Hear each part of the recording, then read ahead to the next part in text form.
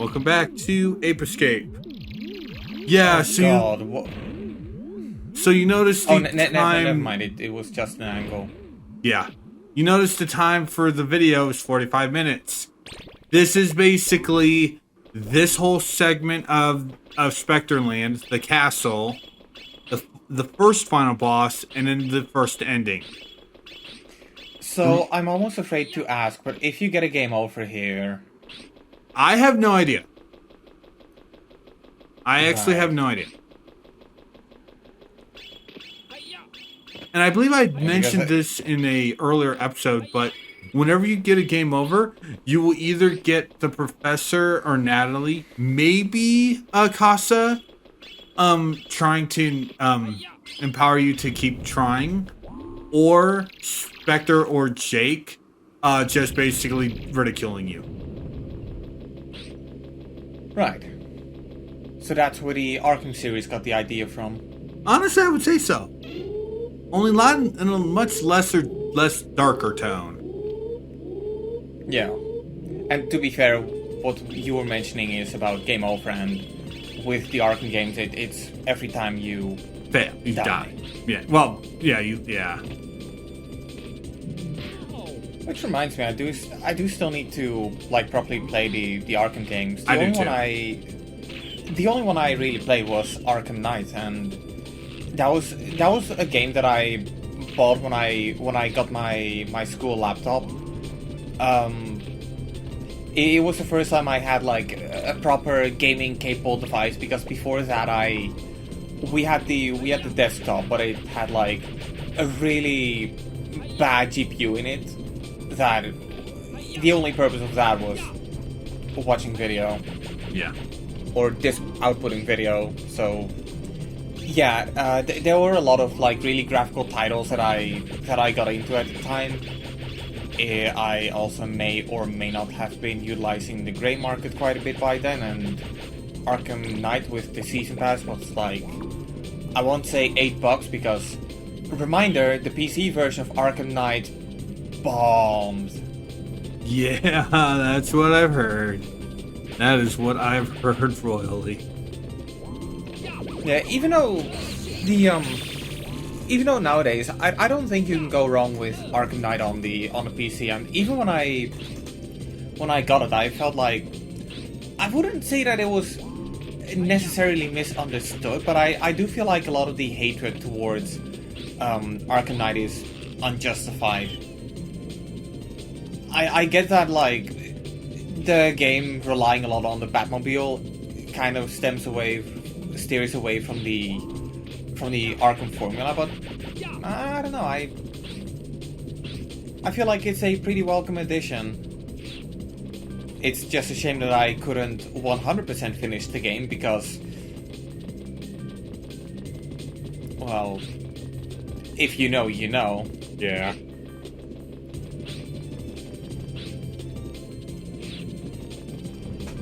Like I'm telling you, it's the closest comparison I can make, but to 100% Arkham Knight, you need to get every Riddler trophies, and I mean that's what you need to do for every Arkham game. Yeah, and to give you guys a bit of an idea, the Riddler trophies are basically the Arkham equivalent of the Korok seats in Breath of the Wild / Tears of the Kingdom. So imagine that, but about only 1/10 of it, yet mandatory for 100% completion. And instead of basically little runts that are adorable, you're dealing with the guy that deserves to be punched every waking moment. I mean, to be fair, I understand why people were committing war crimes to the Koroks. Oh no, I do too. I just think Joker's Riddler is a lot worse. Yeah. That's pretty much it. Like, I don't know. I don't think the Riddler is that great of a villain, to be honest. He's honestly, I feel the same way about Riddler as I do Hammerhead and Spider-Man. Why are you here? You are just boring.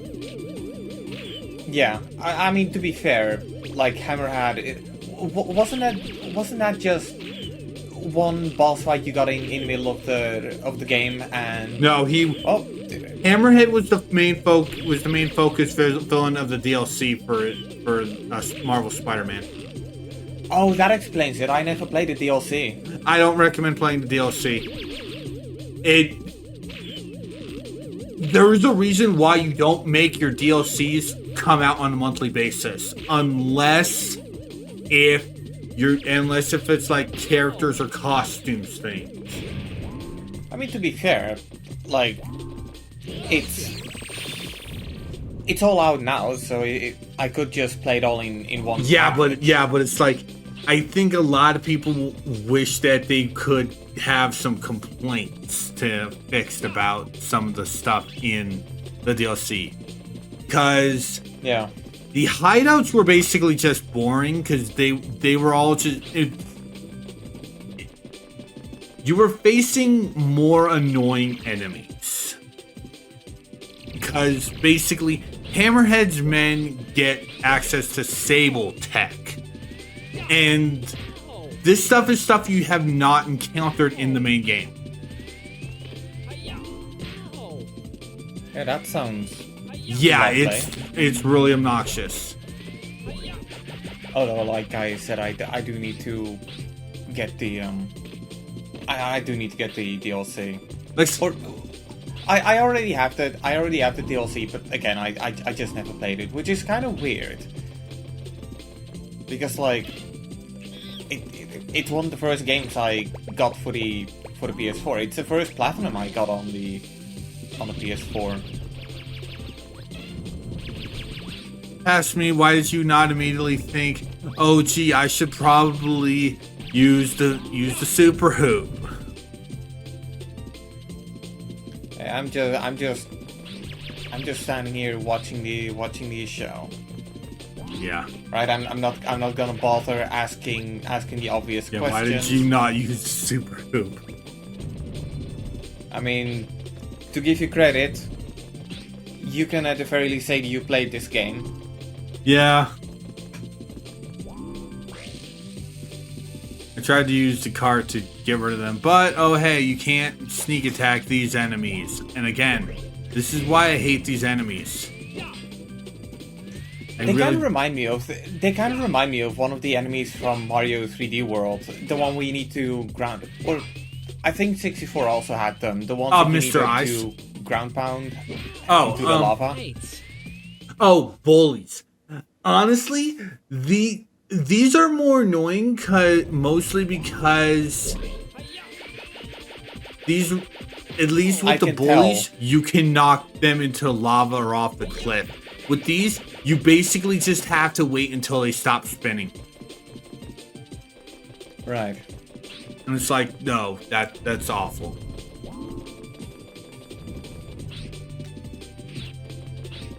But anyway, the only parts of the DLC I liked were the fight against Sable, because you actually get to beat on her for that, and the final fight against Franken Hammerhead. Okay, I don't want to ask for too many spoilers, but why are you? I thought Sable and Spider-Man buried the hatchet throughout the main campaign. It's more of a. It's a truce. Yeah, it's a truce. The reason why you're fighting her is more of a. It's more of a friendly-esque bout. Oh, so like Taskmaster? Yeah, it's a bit like Taskmaster, only without dealing with a villain, you're dealing with only you actually have to do that for the story. And another thing that annoyed the crap out of me in DLC, they have Taskmaster challenges, but they're not run by Taskmaster. Yeah, the one thing that I heard the most about is I think it was Screwball. Yep, it's everyone's favorite. Oh, hey, I'm mocking streamers. Screwball. Yeah, I'm gonna be honest. While I understand how the stereotype came to be, and that's all I'm gonna say about it, because we don't want to call anyone out specifically, I do feel like it feels kind of insulting to generalize streamers like that. Yeah, it's like if she was a hero, she'd be annoying but appealing. But no, she's a villain, so she's annoying and honestly and feels mean-spirited. Yeah. At the same time, we say that, but I'm trying to think, like, what is a game that got streamers right? Depending on how they write her, Infinite Wealth might. Well, Infinite Wealth isn't out yet. Yeah, like I said. For context, Infinite Wealth is the like a dragon. Is the like a Dragon 8. Is it like 8. A Dragon 8? Yeah, it's like Dragon 8. Okay. Honestly, to be honest, the only times that concept comes to my mind is Screwball in Marvel's Spider-Man. I hope to God she's not in 2, by the way. Yeah, I still haven't picked it up. The villain siblings in Borderlands 3. And the VTuber in Infinite Wealth. Those are the only times I can think of a streamer in a video game used as the concept of streaming in a video game. But I specifically mean streamers done right. Like, what is which one is the most accurate representative of, streamers? Honestly, and as much as that kind of does annoy... Well, okay. We haven't seen much for the typical streamer, but the annoying in-your-face streamer, it's Screwball and the Borderlands 3 siblings. Right. Like the ones that constantly have to basically make whoa, like love, don't forget to sub, those types of things. Yeah, I'm gonna be honest. I never liked it when people say that kind of stuff. At the same time, I understand why they're saying. Don't forget to like, comment, subscribe to this video, and us. Shut your fucking mouth. I had to. You started complaining about it. Look, the point is, I do understand why people are saying it, because it is way too common for someone to be like, hey, what is this video? Click on it, and even if they like it, they don't do anything with it. Yeah. They just watch it and move on. Yeah. There have been nice cuts. Yeah, it's me finally realizing, oh right, I have the super hoop. There have been a couple of times though where I watched some creators for a long time without like actively supporting. And I should also mention that I don't know why, but I never like a video. Like, I don't either. It's just not the kind of thing I do. And being honest, I don't know why. I guess it kind of stems from that monkey must have seen big boobs. Hmm? You didn't see the monkey's eyes extend. Neuron activation. Oh, so this is kind of a pain in the ass to do because, this is timed and that path is really annoying. Luckily, this is not needed for just monkeys. But yeah, the whole me not liking anything, even if I do like it, it kind of stems from my habits when I was on Facebook. And keep in mind, when I was on Facebook, that was from like when I was 14 to when I was 18. And back then I kind of felt like if I like this, I have to like this and that as well. It's kind of one of those in for a penny, in for a pound kind of thing. I don't know why I had that logic, but I didn't want to risk anybody feeling left out, and as a result, I just didn't like anything. I gave nobody a thumb, so because if nobody gets it, it's just as fair as when everybody gets it. I know it's a bit of a flawed logic, and I should probably change it, but yeah, it kind of just bled over to my habits on YouTube, and it's kind of hypocritical, to be honest, when I get a like on a video, because it's like, yeah, I don't like anybody else's videos, so why do they have to like mine? But that could also, by proxy, be flawed logic. I hate the fact that this monkey can shoot you through the fucking bars.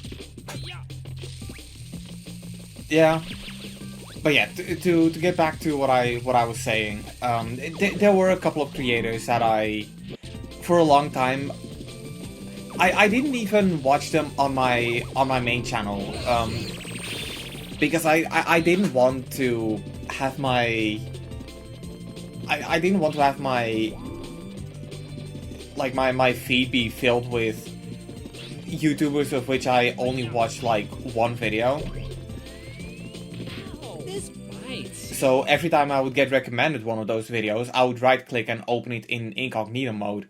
I kind of tend to use incognito mode a lot because I don't want, like, I wouldn't say that I fear the algorithm, but it's kind of one of those things where if you like order a shower curtain on Amazon, they think you're starting a whole collection.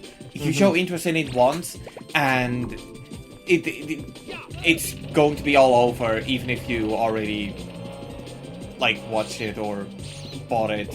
Yeah. Like hell, even if you don't, YouTube can still just give you stuff you don't think you don't really want to see. Like, prime example, throughout all of October, I literally was given a lot of Sonic.exe stuff, including like Friday Night Funkin' stuff, and it's like, why are you giving me this, YouTube? I don't watch Sonic.exe shit. Well, was it made by creators that you follow? No. That's odd. Yeah. I mean, you could like go to the three dots, click that, and say, I'm not interested in that video. Problem is, that doesn't work. Yeah. Or it only works if you do it in like a high volume. Yeah, so I was just basically just doing that for every video of that I saw. Yeah. So I just feel that basically making creepy stuff for video games is just really stupid. That being said, I don't mind horror games, but if you do stuff like Sonic.exe and that stuff for in video games, that's what I don't like. It's like, stop adding random, here's a creepy thing to this basically game that has this series that has no creepy things. Yeah, I never cared about Sonic.exe myself, so it's one of those things where every time I see it just gets intrusive. Yep. And not intrusive to a point where I start to resent it. You know, stuff like what I was feeling about Spotify when they started really doubling down on podcast recommendations. I have no idea why that didn't hit me, by the way. But I'm pretty sure that if I saw it at the quantity as you described, I would probably get annoyed by it. Like, I don't know, I just really don't like it when certain things are being shoved in my face, are being pushed in my face. Mm-hmm. Like I already mentioned Spotify and podcasts, but recently I've been playing a lot of Fortnite, and the new Fortnite UI kind of really tries to push not battle royale kind of game. So for those who don't know, Fortnite over the years they kind of started having creative, and that allows you to make your own little games with the Fortnite assets.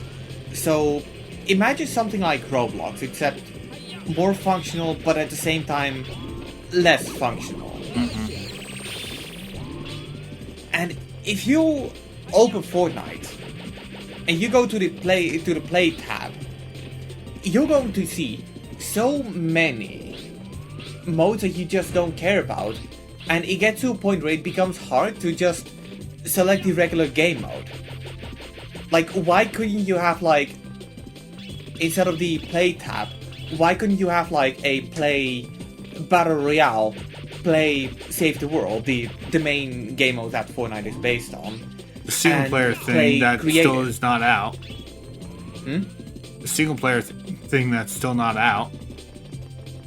I mean, you can play it. You can buy Fortnite Save the World. Oh right, I just forgot they made that viable because we're epic, we're greedy. It was always buyable. As a matter of fact, in like the early seasons of Fortnite, if you opened the game, it would straight up like go like, "Welcome to Fortnite. Do you want to play Save the World or Battle Royale?" Yeah, I remember that. And eventually they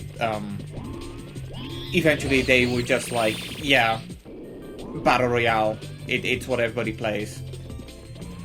I don't even think you can buy Save the World on its own anymore. There are some cosmetic packs that have Save the World access in it, but I really feel like they just gave up on it. But yeah, so Fortnite. Welcome to the stratosphere. Oh wow, you're in space. Yeah. Do you have low? No, you don't have. No, low gravity. Yeah, no, we don't have low gravity. We also don't have to deal with that. And yes, I did cheat because fuck you, game. Point 1 to Sonic Adventure 2.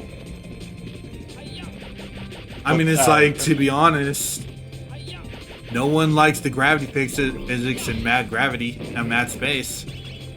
So I'd rather have okay, and fuck you too. And that's also fuck you too, game. That one I kept just because that was funny. Yeah. I just screw it. I'm going back to when I was on land. Still gets hit by the damn thing, but this time I don't die. But yeah, so I dislike the Spotify UI because they were shoving podcast. I dislike the Fortnite UI because they started pushing creative. And recently, people have complained about about how when they would open their Xbox, they would be greeted by a pop-up ad for Call of Duty Modern Warfare 3. I got that. I got that when I was doing a check of Game Pass for a game that I had on my backlog. Wait, you got that on your Xbox One? Yep. Oh, I thought it was just an Xbox Series console. Nope. Yeah, so yeah, that's kind of the one thing that people have been really annoyed with, and understandably so.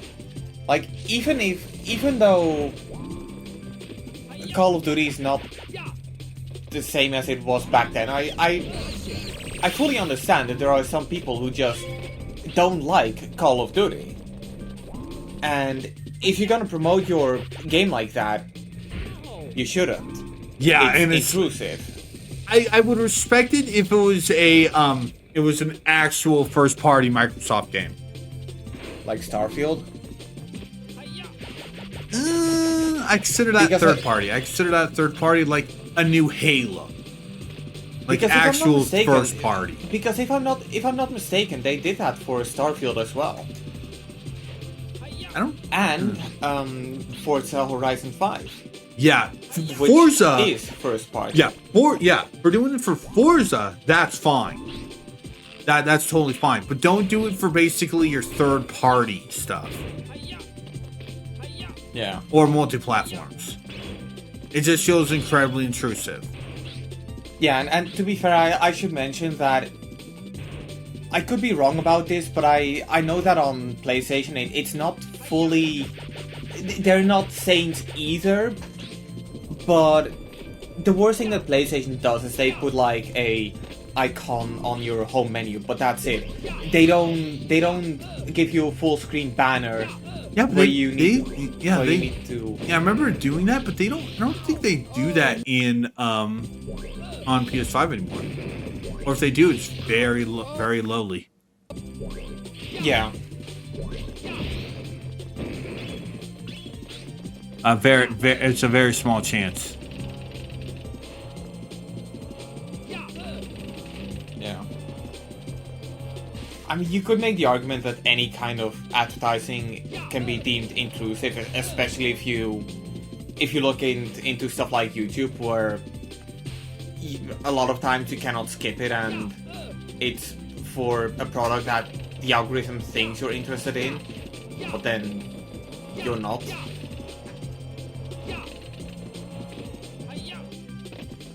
Yeah, you're supposed to play. So justifiably, people install ad blockers, but then YouTube goes like, "Hey, instead of fixing this problem that we obviously have, let's block people from using ad blockers." Yeah.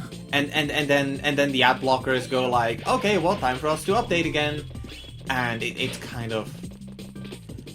Yeah. I don't know. It's obvious that YouTube is doubling down on it, but you don't sell the solution to a problem that you yourself created. Yeah. I know that YouTube is a risky undertaking, and that server costs and whatnot are expensive. I understand that side. But then, to me, I don't want to pay for YouTube Premium for one reason and one reason alone. YouTube is a monopoly. There is no competitor. You get the biggest video library, and for preservation, that's good.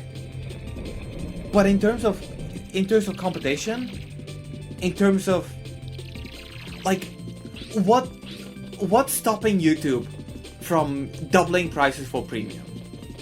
Yeah. Yeah, no, that's totally, yeah.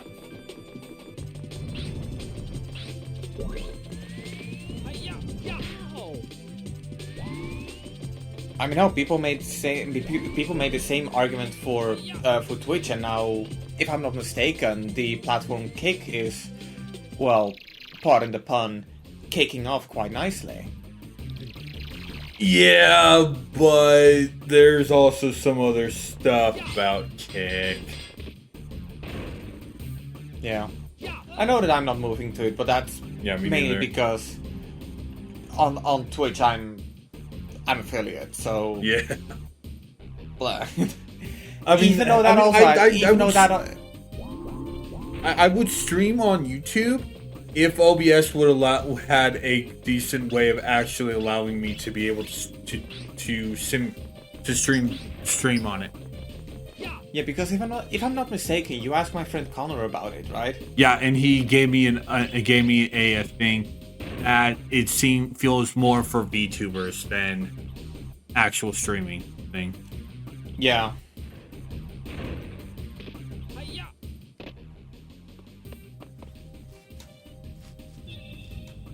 Why this? And like, notice that the camera panned slowly perspective, but kept him on in the shot.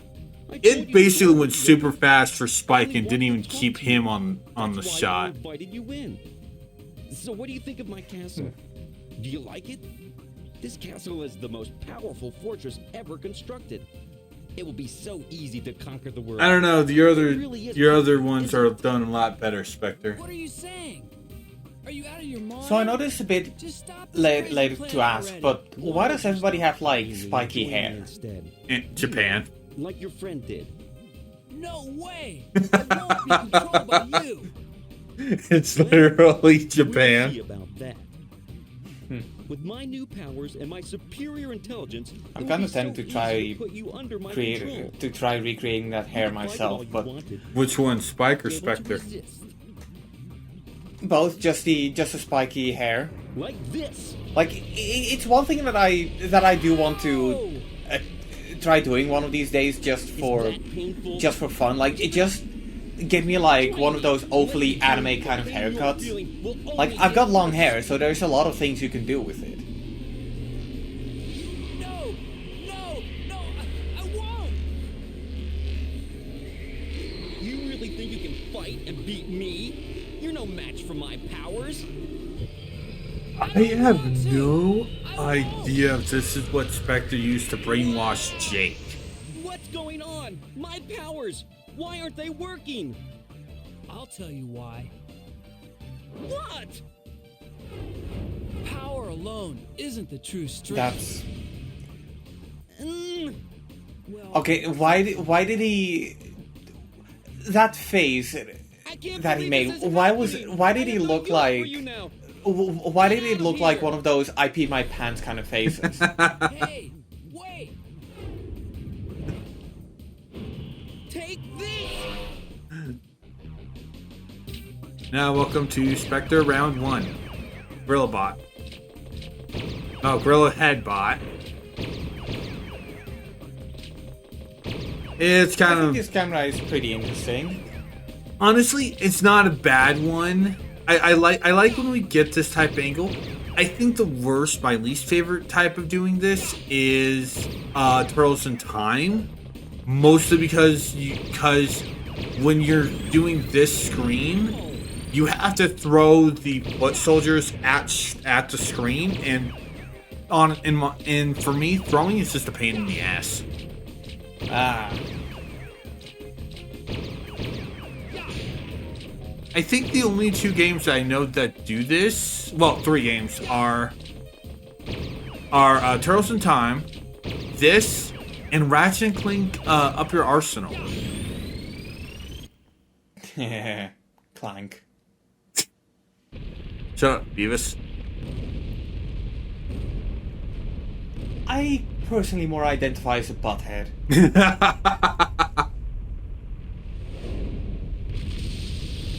No, we should do that for like Oh, our God. April Fool's video. Just play that weird Beavis and Butthead Genesis game. Oh, God.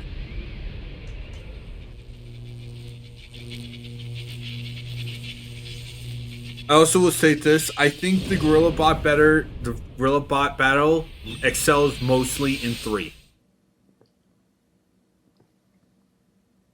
So in that, it's a giant ass mech.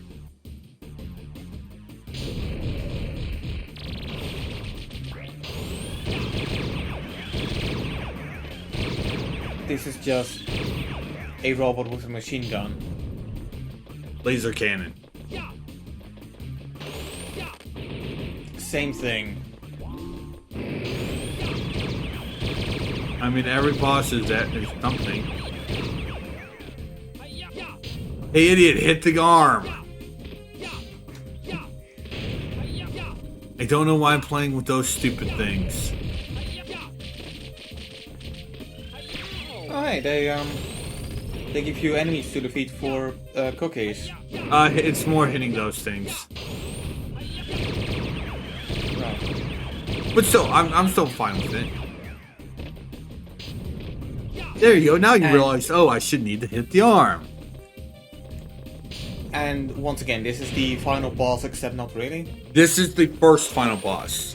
Like I've said in the past, Ape Escape makes you basically catch all the monkeys in order to finish the game, but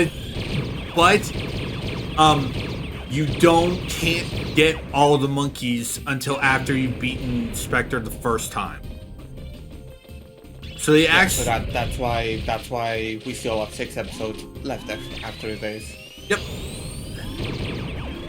And like I said, I don't mind this type of system. So it's padding, but it doesn't feel forced padding because you're still actively working for the ending. You know, I do appreciate that kind of thing. Like if I was to play this game, I wouldn't complain about it. Mm-hmm. But then I say that as a 100% completionist, so yeah, of course I would play the completion even after finishing the final boss. I don't understand why these things basically do that. And I think that is an insta-kill. I think that Like the black holes in Mario Galaxy. Yeah, I think I've never fallen because it's kind of easy not to fall into the damn hole. Well, I mean, stay you know on. that somebody at one point fell in. Yeah, yeah. At the same time, you have the benefits of playing this game on the PS5, so what was stopping you from just jumping in it to show it off and then rewind? Smartness. Yeah.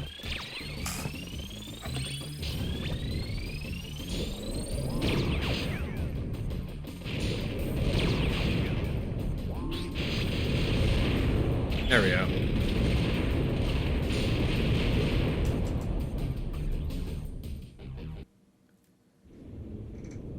Oh no! You I have been everything. defeated! Everything would be perfect. Spectre, Okay, put a stop to this now. Okay, look, I'll take you these back like to the epic amusement park. shots, angles, You must be whatever They you want to don't call work them. for Take me you. anywhere.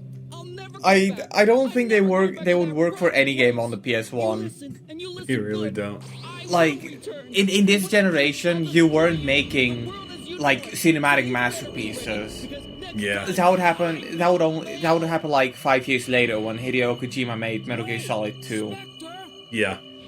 which I also need to Bye, play one Spectre. of these days. Oh, that was it. Okay. He warps out and out. In 2 and 3, you catch him, but a member of the Freaky Monkey 5 breaks him out. Because they slipped away. You did great. Yeah.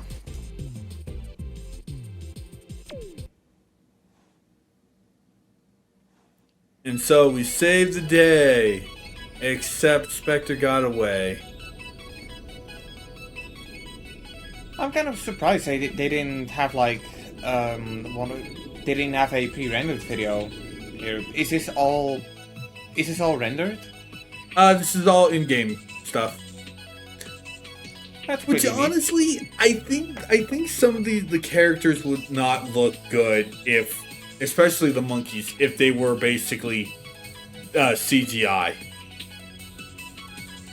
Yeah, but at like the same time, Tekken. it would give us an idea on how a hypothetical Ape Escape cartoon would look like. Honestly, I think they would probably just use 2D animation. hey. Yeah.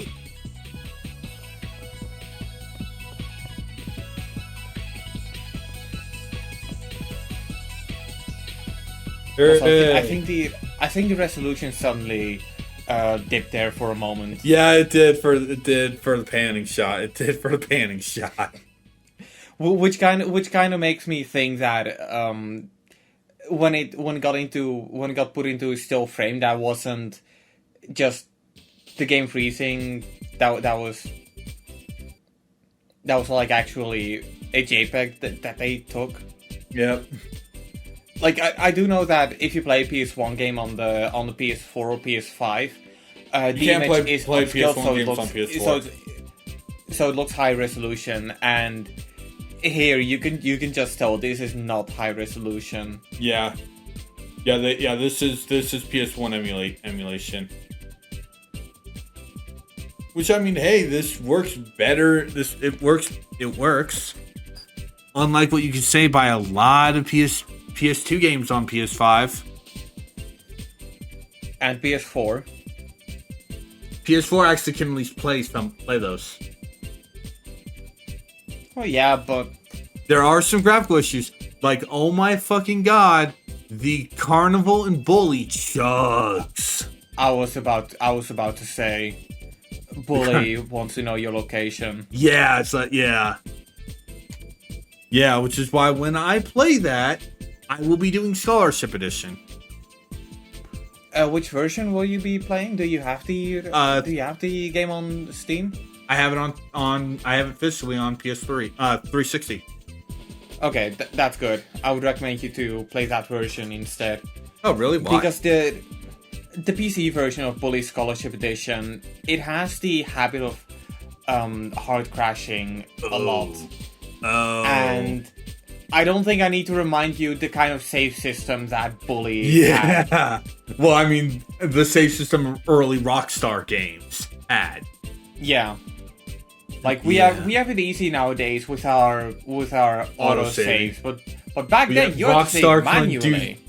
Well, I mean, it's like, yeah, it was like some games actually back in hell, even back in the 90s, could do auto saving. For some reason, Rockstar couldn't. Yeah, I if I'm not mistaken, I believe that the original Max Payne on PS2 had autosave built in. All three Spyro games on the PS1 all had autosave. Actually, no. Spyro 2 and 3. Spyro 2 and 3 had autosaving. Spyro 1 did not. Yeah, but if you happen to play Bully on PC, I highly recommend you download the silent patch. It's also a whole lot of problems, and if I'm not mistaken, you can even increase the frame rate from 30 FPS to 60. Interesting. Don't. It does not work at 60 FPS. Well, let's just say that it's an old game. That really, and yeah. Which is old why games have don't... physics tied to the frame rate. Not every physics, but I believe that if you were to try like one of these shooting games for the Carnival, it wouldn't work as much. Which is why I really don't want. Which is why I don't really understand why people complain about the speed of N64 games. Yeah. Spectre will definitely be back, and when he is, I'm sure he'll do more evil. So is this foreshadowing Professor, the I'll second go chunk of back the game, and or find is this Spectre. foreshadowing Ape Escape 2? Second chunk, That's a good idea. because But we always use catch the Spectre at the end time of these station to games. Return to the past and check Alright. each era for any remaining monkeys. This on is the just the hey, Leave you them should go wandering back around. and catch all the While monkeys. You do that, I'll go back Because you to have to lab catch and all the track monkeys in down order Spectre. to do the final And we'll Spectre find fight him and stop in all him three with the games. I always love it when these type of games are really subtle in going like, hey, you should probably you should probably go back and check and do this. Yeah, like I said, which is why I didn't choose to go back and get all the monkeys in before I did Spectreland, because the games always make you do that.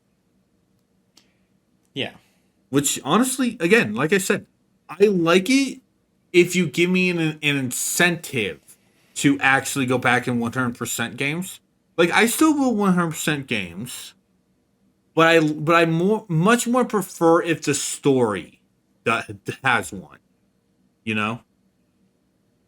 Yeah. I feel like one game that kind of did it well was Undertale, going like, hey, you finished the game, but because you didn't kill anybody, I'm just gonna tell you how to unlock like the true ending. I feel like that's a pretty good way to do it. Yeah, that's also a good way. Yeah, if it gives you a reason to actually like do another playthrough, like New Game Plus. Well, not another playthrough, just do this and that and doing another playthrough essentially, like I said. well, no, yeah. because another playthrough means starting a whole new game. Yeah, and like I said, which is more appropriate for Nier Automata. I know that game does that. yeah, because you have multiple endings. You have multiple paths. Like the first playthrough you play as 2B, and then the second You're playing 9S. you play as 9S, and I don't know if there's like a third or a fourth. I think the third time you play as 2B. I haven't played Nier Automata. I tried. I desperately tried, but I've taken a break from Nier Automata after getting the 9S ending. I know that there is still more plot stuff after the 9S stuff because you have an entirely more story to do. I didn't even get to the 9S part. Like, I started doing a lot of side quests, and I got stuck with the you know, the one where you need to essentially race against the Yeah, which you need to get a lot of speed chips for. Yeah, so I did that, and it burned me out so much that even though I did completed it, when I got to that part, I was like, okay, I don't want to play this anymore. I'm gonna put the controller down, and I'm gonna go outside. You went out and touched grass. No, I went out and touched ass. I mean, it's like I have more of a incentive to want to do Nier Automata's all endings than I did for Nier Replicant, to be honest. Yeah. Mostly. Well, I decided I was gonna wait to get Nier Replicant until I finished Nier Automata. Okay. Well, I mean, you don't need to, but yeah. I think Nier Automata is a much better story structured game. Replicant has one bit that really annoys me, and it makes no sense. And it annoys me that in order for it to make sense, you have to play through the game 3 times. Yeah. Also, I'm kind of surprised. I just looked into my time for Nier Automata, and I've only got 15.7 hours into it. I have no idea, because I have it on PS4. I mean, you can check it out on PS5. No, I know. I would kind just of- need to start it up and that stuff. Yeah.